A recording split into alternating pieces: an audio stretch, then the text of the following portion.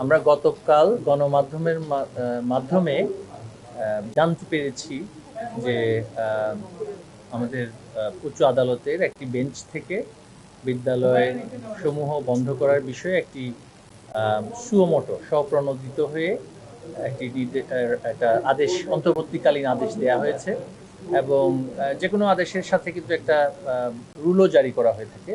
সেটা সরকারকে একটা কারণ দর্শানোর জন্য রুল জারি করা হয়েছে। সেই রুলের জবাব দেওয়ার জন্য আমাদের কাছে কোনো এই এখন পর্যন্ত সে আদেশের কোনো কপি দাপ্তরিক ভাবে আমরা সেটা অবগত হইনি। যেহেতু এটা গণমাধ্যমে প্রাপ্ত সংবাদ, আসলে সেই আদেশে কি বলা হয়েছে সেটা কিন্তু এখন পর্যন্ত আমরা জানি না।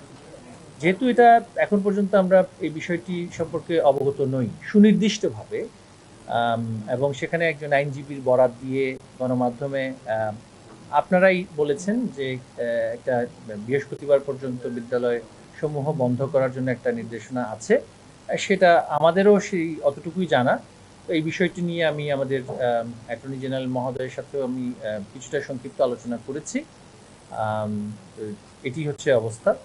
আর আমাদের যেটা আমি এর আগেও বলেছি যে আমাদের অবস্থান যেটি শিক্ষা মন্ত্রণালয়ের যে অবস্থান সেটা হচ্ছে যে এটা ছুটি, কারিকুলাম, টেক্সট বুক, পরিচালনাগত নানান বিষয় যেটা শিক্ষার সাথে সম্পর্কিত, সেটা একটা বিশেষায়িত কার্যক্রম এবং এই বিশেষায়িত কার্যক্রমে অনেক অংশীজন এখানে সংযুক্ত থাকে। অনেক স্টেক হোল্ডার সাথে আলোচনা করেই অনেকগুলো সিদ্ধান্ত নিতে হয়। ছুটির বিষয়টিও ঠিক এমনই যে আবহাওয়া অধিদপ্তর থাকে, স্বাস্থ্য মন্ত্রণালয়ের সাথে আমাদের আলোচনা হয়, প্রাথমিক ও গণশিক্ষা মন্ত্রণালয় থাকে। তো সবার সাথে আলোচনা করে কিন্তু একটা পরিকল্পনা সেখানে দিতে হয় এবং সেই বিষয়টা আমরা নির্ধারণ করে থাকি। তো এই প্রক্রিয়ার মধ্যেই আমরা একটা প্রাথমিক ও গণশিক্ষা মন্ত্রণালয়, যেটা প্রাথমিক পর্যায়ের স্তরের শিক্ষার্থীদের পাঠদান কার্যক্রমের সাথে সম্পৃক্ত, তাদের একটা সিদ্ধান্ত এবং সেটা কিন্তু তারা ইতিমধ্যেই দিয়েছিলেন যে একটি সকালে নির্দিষ্ট সময়সীমার মধ্যে বিদ্যালয় খোলা রাখা এবং পাঠদান কার্যক্রম করা।